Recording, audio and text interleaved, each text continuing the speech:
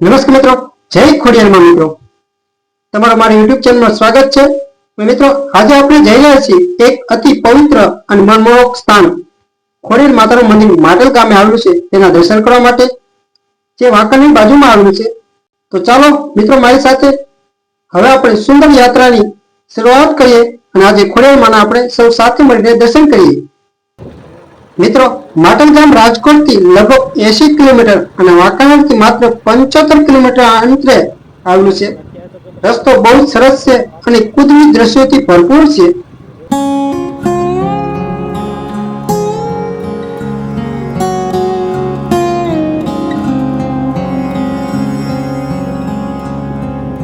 હું આજે મારું વાહન લઈને જઈ રહ્યો છું।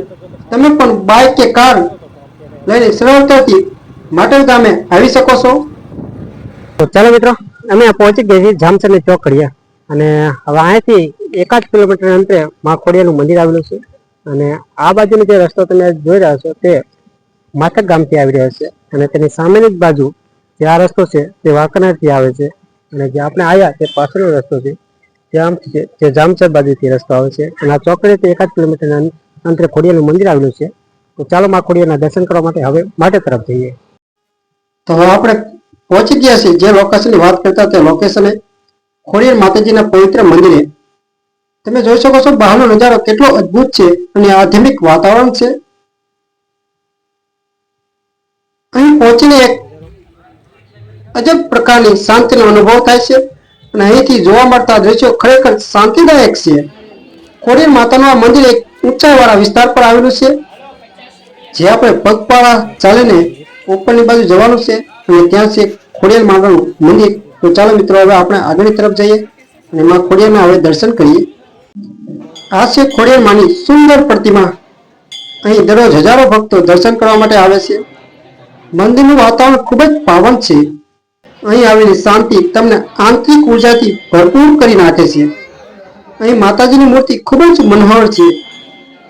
શ્રદ્ધાળુઓની ભીડ હોવા છતાં અહીં શાંતિ અનુભવાય છે। દરરોજ અહીંયા આરતી થાય ત્યારે અને વિશેષ કરીને તહેવારના દિવસે વિશાળ લોકો દર્શન કરવા માટે અહીં આવતા હોય છે। ખોડિયાર માતાજી વાળું માટલ મંદિર ઘણું એવું જૂનું છે। એવું માનવામાં આવે છે કે અહીં માતાજી પોતે દર્શન આપતા હતા અને ભક્તોની મનોકામના પૂર્ણ કરતા હતા।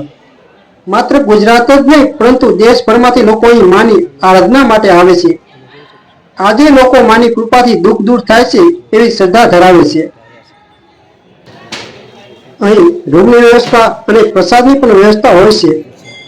મંદિરના ટ્રસ્ટ દ્વારા શાકાહારી ભોજન નિઃશુલ્ક આપવામાં આવે છે, જે ભક્તિ અને સેવાનું એક ઉત્તમ ઉદાહરણ છે। મંદિરની આસપાસ ઘણા સુંદર ફોટો પોઈન્ટ છે। તમે અહીં ફરવાની સાથે ખૂબ આનંદ કરી શકો છો। પરિવાર સાથે શાંતનો દિવસ પસાર કરવા માટે આ આદર્શ એવું સ્થળ છે। મંદિરની બાજુમાં આવેલી આ સ્થાનિક બજારમાંથી તમે નાની મોટી વસ્તુની ખરીદી પણ કરી શકો છો। માટલ ગામમાં આવેલા ખોડિયાર માના દર્શનની સાથે સાથે તેની બાજુમાં આવેલા માટલિયા ધરાનું પણ ખૂબ જ એવું મહત્વ છે। તો ચાલો મિત્રો હવે આપણે માટલિયા ધરા તરફ જઈ રહ્યા છીએ અને ધરાનો પણ જોઈએ કેવું છે સ્થળ। મિત્રો, આ છે માટલિયા ધરો। માટલિયા ધરા વિશે એવું કહેવામાં આવે છે કે અહીં ભર ઉનાળામાં પણ પાણી સુકાતું નથી। વળી આ પાણી એટલું શુદ્ધ હોય છે કે લોકો ગારણામાં ગાળ્યા વિના જ પાણી પીતા હોવાનું પણ માનવામાં આવે છે। ધન ધકતો તાપ હોય કે દુકાળની સ્થિતિ હોય, આ ધરામાં પાણી ખૂટતું જ નથી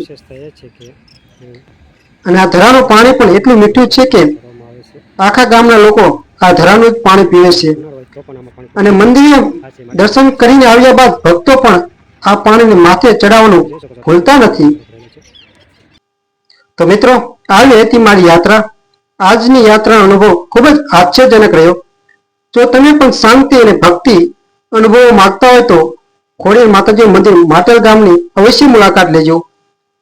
આશા છે કે તમને આ વિડીયો ગમ્યો હશે અને જો આ વિડીયો તમને ગમ્યો હોય તો આ વિડીયોને લાઈક કરો, શેર કરો અને મારી ચેનલને સબસ્ક્રાઇબ કરવાનું ભૂલશો નહીં।